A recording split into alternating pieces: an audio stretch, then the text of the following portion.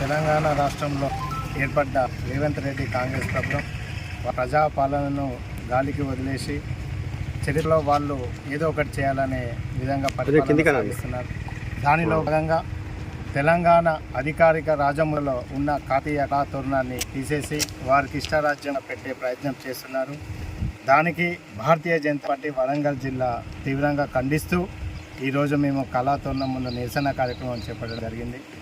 అసలు చరిత్ర తెలియని రేవంత్ రెడ్డి గారు కళాతోరణం అంటే కేవలం రాజరికం కాదు, అది రాజసం, అది ఒక చిరునామా, రాజసానికే ఒక చిరునామా, కాకతీయుల పౌరుషానికి, కాకతీయుల పరిపాలనలో ఉన్న ప్రజల పౌరుషానికి ఒక ప్రతీక. ఈరోజు కాకతీయ కళాతోరణము అంటే ఓన్లీ శిల్పకళే కాదు, ఆ శిల్పకళలో దాగి ఉన్న ఎన్నో విశేషాలు ఒక ప్రజా పాలన ఏ విధంగా చేయాలనేది తెలియజేస్తుంది. ఈరోజు మీరు చూడండి, మన ఏదైతే ఏకశిల ఒకటే శిల పైన ఏర్పడ్డ ఈ తోరణము రెండు వైపులా కూడా రెండు హంసలు ఉంటాయి.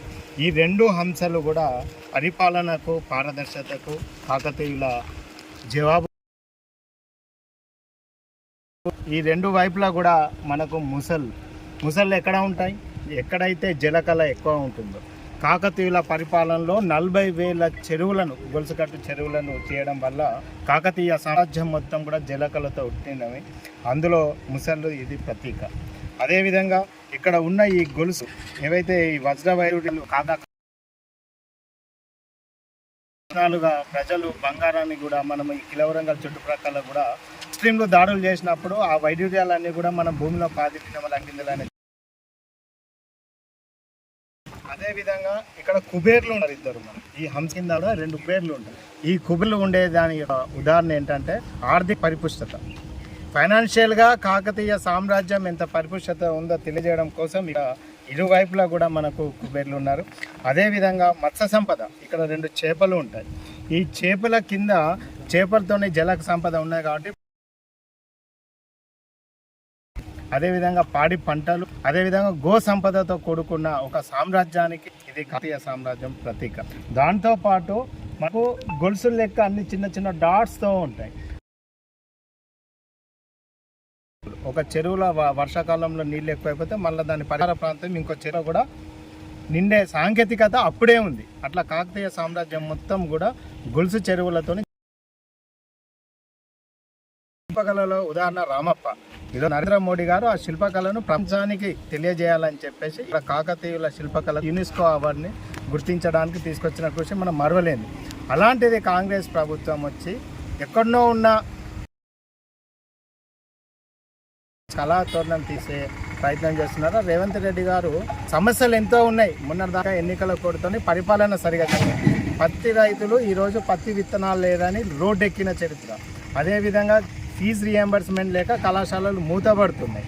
అదేవిధంగా కరెంట్ సప్లై చేయకుండా వరంగల్లో ఎంజిఎంలో రోగులు ఇబ్బంది. వర్షాకాలం స్టార్ట్ అవుతుంది. నాలాల యొక్క క్రమబద్ధీకరణ, నాలాలను వెడల్పు చేయడం, నాలాలను శుభ్రం చేసే పనులు, ఈ విధంగా ఇవన్నిటినీ పక్కకు పెట్టి ఏదో ముంచుకుపోయిందని చెప్పేసి పెట్టి వాళ్ళు ఈ అధికార ముద్ర చిహ్నంలో కళాతోరణం లేకుండా చేయాలని చూస్తున్నారు. దీనికి భారతీయ జనతా పార్టీ వరంగల్ జిల్లా నుండి నిరసన అదేవిధంగా ఖండిస్తున్నాం. ఎలక్షన్ కోడ్ ఉంది కాబట్టి మేము కేవలం నలుగురమే వచ్చేసి నిరసన కార్యక్రమంలో పాల్గొంటున్నాం. 7వ తారీఖు నుంచి ఒకవేళ